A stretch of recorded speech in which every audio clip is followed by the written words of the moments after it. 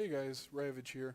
I'm going to be uploading this intro to Monk guide in a couple of parts because each video will be a little bit more lengthy. So I hope to upload at least 2 vids right now, possibly 3. Next week I am going to do it on the intro to the spell, priority, rotation, and cooldown usage. That's going to be a long video in its own, and I'm going to want to have some PvP footage to support what I'm stating to you guys.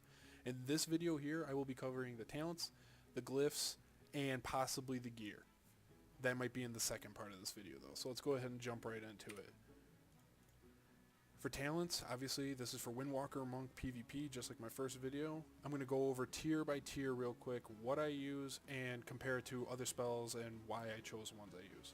The first one is, for the first tier, Celerity. It gives you an extra roll in Chi Torpedo.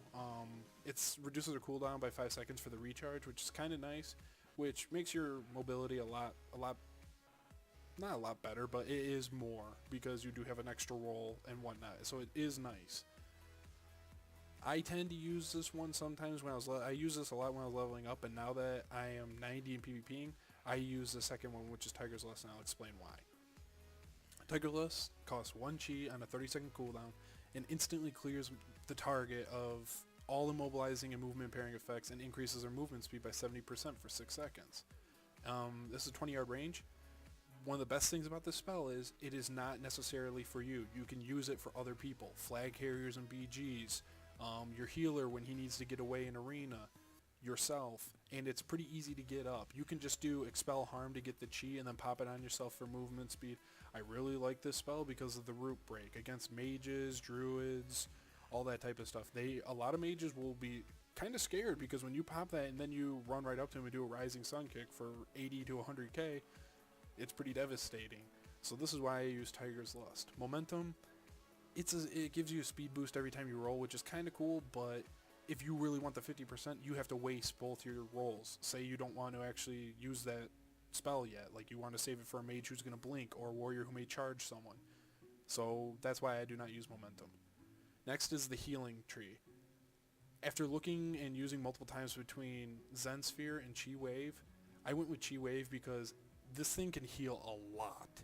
What it does is it bounces to your target and back to you for healing.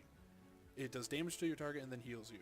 So when you pop it, say, on someone who's fighting you like warrior face to face, it's going to do damage to him for around 5,400 and then heal you for 14,000. Now, I've seen crit heals of this in Arena for like 35,000 on myself and other teammates. This is a smart heal though. It will go to whoever's in range at the lowest amount of health. So say you're at half health and your partner's at a quarter health and you're both right on top of the target, it will go to your partner and heal him.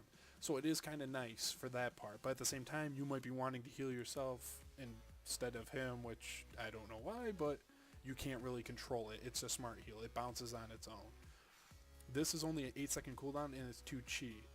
Now Zen Sphere is, when you pop it, it puts a little orb above yourself that's just going to be constantly healing you with a hot that heals around 8k, which is kind of nice, but nowhere near as good as being able to have 35k crit, 35k crit, 35k crit healing. I've seen myself go from like 100k to 225,000 easily with just 1 Chi Wave. Zen Sphere, for you to actually do an actually bigger amount of healing, you have to detonate it, which costs another 2 Chi. So for a 35k heal with Zen Sphere, you have to spend 4 Chi compared to Chi Wave, which is only 2 and can do 150,000 or more sometimes. For the next tier, it's either this is for your damage increase. This is going to be for Chi generation and Chi in general. I use Power Strikes because it gives you an extra Chi every 20 seconds when you use Jab. So the main reason I really like this spell is for Arena. When you run into the gates and you get that first jab off, you're going to get 3 Chi. I instantly will put up 3 Tiger Palm right there. So I have the Tiger Palm rolling, and it's used all my Chi right there. There's also Ascension, which just increases your maximum Chi by 1. So there's going to be another little Chi orb right up here next to your Chi. Then there's Chi Brew, which is a 1.5 minute cooldown. I switch between Power Strikes and Chi Brew depending on how I'm doing, whether arenas, BGs, or whatnot, because this is a spell that really can improve your burst damage. If you blow all your cooldowns into a target and say the healer is completely CC'd, whether it's a full duration fear or paralysis or whatnot, you're going to be able to just be smacking onto someone else, whether it's a rogue or warrior or something, and you blow all your chi into him to do extra damage, you can pop this and instantly get 4 more chi back. So either another Rising Sun kick and blackout kick, or 2 blackout kicks, whatever you want to do with it, but it's just extra damage. So if cooldowns usage is your priority and you're really good with it, this is great for arenas. I just use Power Strikes for BG because it's more consistent. The next one is for PvP, I use either Deadly Reach or Leg Sweep.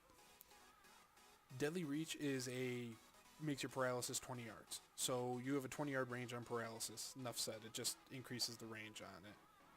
Leg Sweep, you knock down all enemies within 5 yards and stun them for 5 seconds. This is a 45-second cooldown, and I tend to switch between these two. For BGs and most arenas, I use Leg Sweep. It depends on your comp and your playstyle.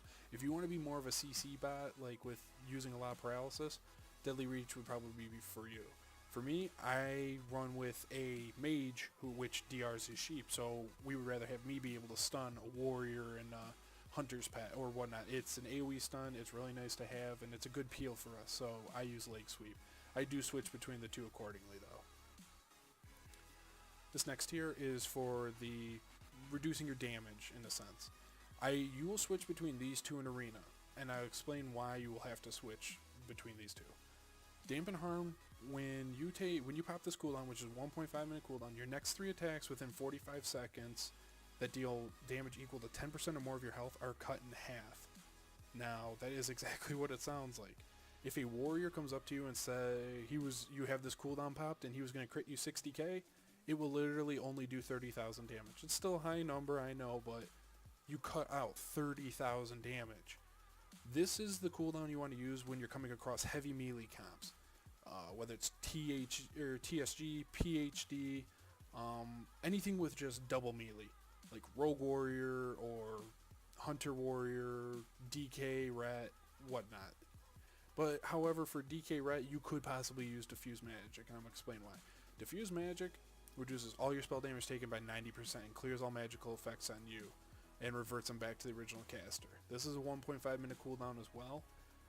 Now the reason I said you might want to use this for Rets, because some of their damage is more of like spell damage and you can reduce their damage taken. However, I still would use Dampen Harm because they're heavy melee hits with Templar Verdict and whatnot. This would still work. The Dampen Harm does still work with spell damage, but as in, say it's a spellcaster, you want to use this because it's 90% flat out damage reduction. And it reverts dots. So say if a Warlock has you dotted up and a Fire Mage has you dotted up, you pop this, it reverts all the dots. It clears the dots off you and puts them right back on the casters, if they're within the range. And for 6 seconds after that, then your spell damage taken is reduced by 90%. So depending on the comps and what you want to be running, you either use Diffuse Magic or Dampen Harm. It's your play style, you go ahead and choose. For the final talent, for Windwalker, this is the best one. Invoke, I don't know how to say it. I believe it's Zune, the White Tiger. If I'm wrong, sorry for butchering it. It's a 3 minute cooldown. When you pop it, it does some major AoE damage, and it's a smart attacker, meaning it'll attack while you're attacking. You do have to be careful though when using this. It will break CC sometimes, so don't just pop it and be like, oh, why isn't anything CC'd? It could be your fault. So just be smart on this cooldown, but when I pop this and Tiger Eye Brew and my trinkets, damage just goes through the roof. So definitely like using that one. Now for glyphing, I'm going to cover these really quick and the ones I use and why. Glyph of Sparring. As Windwalker, you need to have this glyph. It is amazing. Sparring is a proc that happens because you're a monk and a Windwalker. When you're attacked by a melee enemy in front of you, you begin to spar their attacks, increasing your chance to parry by 5% for 10 seconds. This effect has a 30-second cooldown. When I attack them back, sparring is amplified by additional 5%, stacking up to 3 times. While sparring, you also have a 5% chance to deflect spells. That's because I have the glyph on. It stacks up to 3 times. So I have, when you get 3 stacks, you can have 15% parry and then 15% spell deflect. What that means is you will not reflect it back at them, but it will just deflect as if it's not going to hit you. Combustion, Deep Freeze, Chaos Bolt, Pyroblast, you can deflect those spells. It's RNG, but it does happen quite a bit. You will notice it too. So that is definitely a hands down one to use. I also use Glyph of Touch of Karma because that increases the range on your Touch of Karma by 20 yards. It's great for ranges that are just kiting you to be able to put that up on them while you're damaging them and increase your survivability, and then also more damage to them if they keep hitting you. After that, I use Glyph of Touch of Death. I love this Glyph. It's really one of my favorites for being a Windwalker. It's nice being able to know I can just DPS the whole time and then pop my Touch of Death without having the chi requirement. I just have to get the target to that health pool. So I love using these three for Windwalker monks. Some people use Zen Meditation so they can move it while casting. I've switched out a couple times, but these are my three favorite. Now for miners, the only one I would suggest that you need is Blackout Kick, because it's an extra 20. It guarantees the extra 20% damage no matter where your positional requirement is. Because sometimes you're rooted and you can't get behind the target. I understand that. So this is definitely just it more helps out your damage.